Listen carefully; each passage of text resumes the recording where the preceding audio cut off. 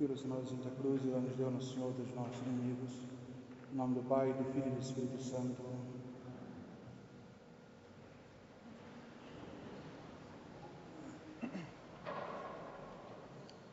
Reverendíssimo Padre Adnei, caríssimos irmãos, celebramos hoje o 5º domingo depois da Epifania, transferido para hoje. Como nós sabemos, a festa da Páscoa, a principal festa litúrgica da Santa Igreja Católica, é uma festa móvel.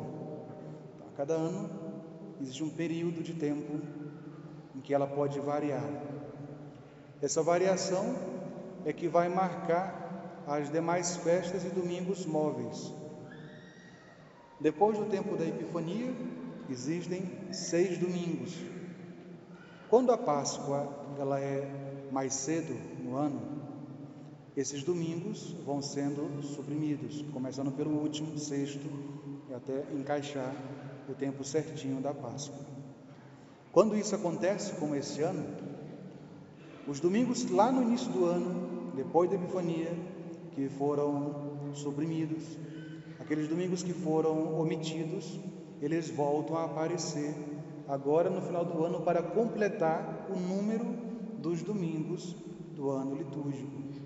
Por isso que hoje, depois do 23º domingo perano do tempo depois de Pentecostes, abre-se um parêntese e encaixa-se entre o 23º e o 24º, que é o último domingo do ano litúrgico, encaixam-se aqui aqueles domingos que sobraram lá depois da Epifania, para completar esse número. Por isso, domingo passado, esse ano, foi o 4º domingo, hoje é o 5º domingo. Tudo isso demonstra o zelo da liturgia pelas festas, a veneração da liturgia pelos domingos. A Igreja faz isso para poder resguardar os textos, por exemplo, sagrados que foram escolhidos antigamente para esses domingos depois da Epifania, de tão importante que são, que ela, mesmo fora do tempo, quer meditar esses textos sagrados, que são os textos que nós acabamos de ouvir. A primeira leitura, a Epístola de São Paulo, o apóstolo, e agora no Evangelho, esse trecho comovente e curioso do joio no meio do trigo. Caríssimos irmãos, essa parábola que Jesus conta nos mostra duas coisas, especialmente. A parábola nos diz que o pai de família plantou, só que quando cresceu, surgiu, além do que ele plantou, da boa semente, o trigo, surgiu também o joio, que tem uma aparência muito semelhante ao trigo, de tal modo que, se a pessoa não for um entendido, pode pensar que um é outro, mas se distinguem no fruto, que é totalmente diferente.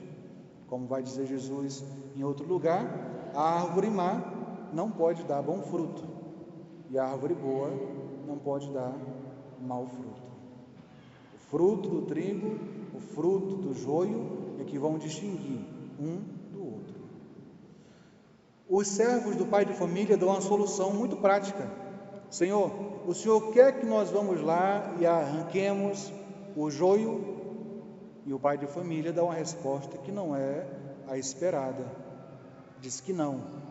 Porque pode ser que na ânsia de arrancar o joio, acabe arrancando talvez algum trigo junto, ou seja, por causa de alguns maus, alguns bons sejam ceifados também. E a solução que o pai de família dá é curiosa: deixem os dois crescerem, no tempo da colheita nós iremos separar os dois. Bom, claro que esse pai de família é Deus. Esse campo, essa plantação é este mundo. O terreno é o nosso coração. E nós somos essa erva, ou joio ou trigo. O que vai dizer o que de fato nós somos é o quê? Os nossos frutos, ou as nossas obras. Todos nós estamos aqui dentro da igreja piedosamente, aí confessa, comunga, depois faz propósitos de mais pecar, tudo coisa muito boa. Mas o que vai dizer se essa nossa confissão é bem feita, são os frutos. O que vai dizer que se a nossa comunhão é bem feita, são os frutos.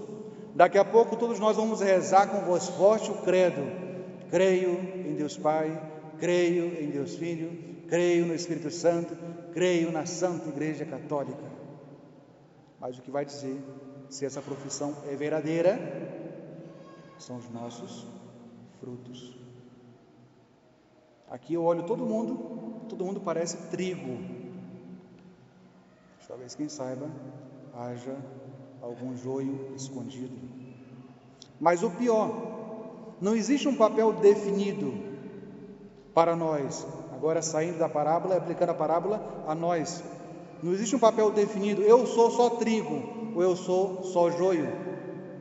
Porque cada um de nós pode, por experiência própria, distinguir na sua própria vida momentos em que age-se como trigo, em outros momentos que infelizmente agimos como joio. Por quê? Porque nós somos pecadores e muitas vezes pecamos, mas esse não é o nosso destino. O pai de família não plantou a má semente, plantou a boa semente. O pai de família não plantou o joio, plantou foi o trigo. Ou seja, o pai de família não espera que nós demos maus frutos, mas espera que, correspondendo à sua graça, demos bons frutos. Esse é o plano divino. Porque, dependendo dos frutos que nós damos, dependerá também o nosso destino. Lembra do final da parábola? Deixe os dois crescerem. Na época da colheita, mandarei que os colhedores peguem primeiro o joio, amarrem eles em feixes e os queimem. E essa é basicamente a imagem que Jesus vai usar em outras parábolas, praticamente com as mesmas características. Ser amarrado, como naquele homem que entra na festa sem as vestes adequadas. O pai de família que está dando uma festa manda que aquele homem que não está preparado seja amarrado de mãos e pés e jogado nas trevas exteriores. Ou, quando ele vai falar sobre a parábola da árvore e dos frutos, diz que as árvores que não derem bom fruto serão cortadas, amarradas e jogadas no fogo. Se nós, no último dia, formos encontrados nessa fase de joio, esse é o destino que nos aguarda: o fogo, ou seja, a condenação eterna. Por isso, fica para nós o alerta. Já falei isso aqui para os senhores algumas vezes. Muitos são as pessoas que, final de semana, se preparam, e isso é necessário, se preparar. E prepara-se desde casa mentalmente: eu vou para a igreja, vou rezar, vou confessar, vou comungar. E tudo isso é muito bom, é necessário. Mas algumas das pessoas que fazem isso, a partir da segunda-feira começam a bater ponto nos pecados habituais. E se a colheita for durante a semana? E encontrar essas pessoas nesse estado de pecado? O Senhor não disse que vai vir no final de semana, encontrando-nos bonitinhos, confessados, comungados. E durante a semana?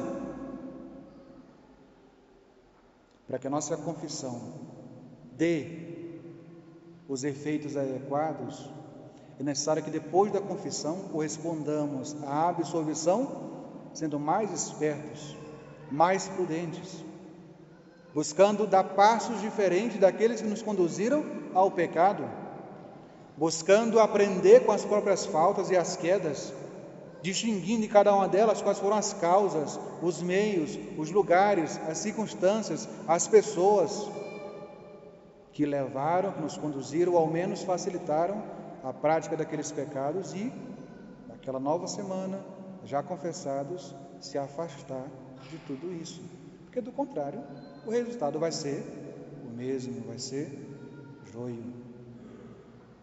Mas, graças a Deus, nosso Senhor também dá o outro lado da moeda.